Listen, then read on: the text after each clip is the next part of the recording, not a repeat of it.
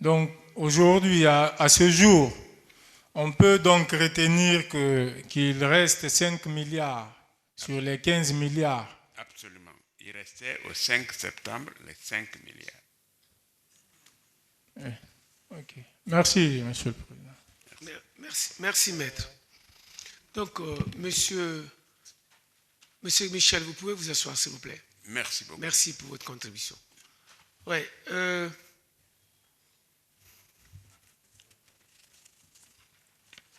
à présent, Madame Zénab. Je n'ai pas vu l'intégrateur.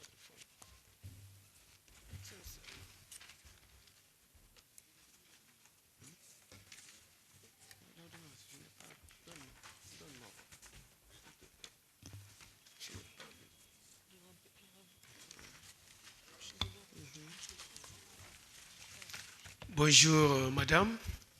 Bonjour, Président. Oui.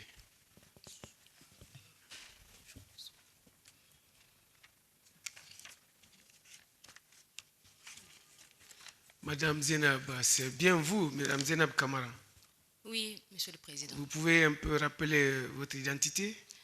Je suis Madame Zénab Kamara, née le 27 janvier 1981 à Conakry, ex-députée de Bofa et ex-deuxième questeur de l'Assemblée nationale, la 9e législature.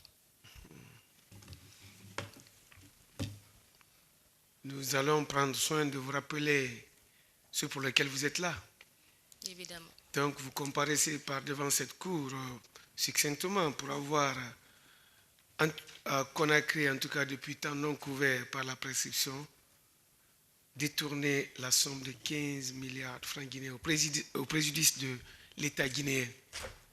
Dans les mêmes circonstances de lieu et de temps, et en votre qualité d'agent public, après une simple mise en demeure, était dans l'incapacité de justifier l'origine licite de vos ressources qui vous ont permis d'être, selon les termes de la poursuite, d'être en possession d'un patrimoine ou de mener un train de vie sans rapport avec vos revenus légaux. Vous êtes poursuivi pour avoir converti également ou transféré des fonds en sachant qu'ils proviennent d'une activité criminelle ou d'une participation à une activité criminelle, dans le but de cacher ou dissimuler l'origine licite des dits biens. Et vous êtes également poursuivi pour avoir accepté directement ou indirectement des libéralités pour vous-même afin d'accomplir ou de vous abstenir d'accomplir des actes dans l'exercice de vos fonctions officielles. Et en cette qualité, en votre qualité d'agent public, vous êtes poursuivi pour avoir investi, et en étant investi bien entendu d'un mandat électif, vous êtes poursuivi pour avoir pris ou reçu ou conservé directement ou indirectement des intérêts quelconques dans le paiement des primes, salaires et indemnités des députés et dans le paiement des factures liées à la construction du nouveau siège de l'Assemblée nationale.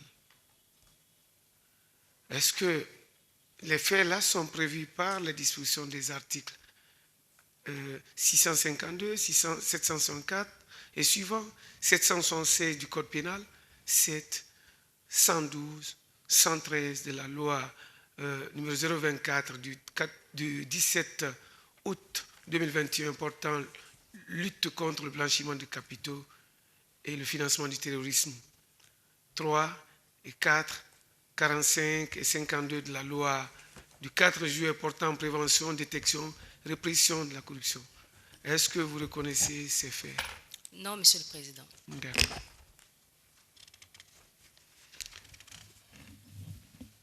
Madame, vous avez été députée à l'Assemblée nationale? Oui, Monsieur le Président. De quelle année à quelle autre? 2020 à septembre 2021. En votre qualité de député, quelles étaient vos attributions, les missions qui vous étaient assignées et que vous avez effectivement accomplies? Alors, les missions étaient de deux manières. La première, en tant que député, donc nous avons la responsabilité voter des lois, de contrôler l'action gouvernementale et de jouer le rôle de représentativité de nos constituants à l'Assemblée nationale. Et c'est le rôle que j'ai joué depuis que j'ai été investie par la population de Boffa comme députée uninominale de cette préfecture. Et deuxième casquette, en tant que deuxième questeur de l'Assemblée nationale de la 9e législature, mon rôle était de m'assurer que les procédures de gestion du matériel et du stock étaient mises en place et respectées afin de moraliser l'Assemblée nationale, donc la gestion des fonds publics. Et en ce que je sache, j'ai fait de mon mieux pour pouvoir mener à bien les missions qui m'ont été confiées par non seulement la population de Boffa, mais également par mes pairs députés lors de notre investiture en avril, je pense, 2020. Cette confiance a été renouvelée en juillet 2021 lors du renouvellement du bureau de l'Assemblée nationale. Et lors de ce renouvellement, vous avez occupé quel statut? J'ai été confirmée en tant que deuxième questeur, membre du bureau. En votre qualité de deuxième questeur, quelles étaient vos attributions spécifiques? Alors, selon les textes, lorsque vous regardez le règlement intérieur de l'Assemblée nationale, le deuxième questeur n'est pas spécifié. Donc, ce n'est pas écrit. Donc, les rôles et prérogatives du deuxième questeur ne sont pas définis.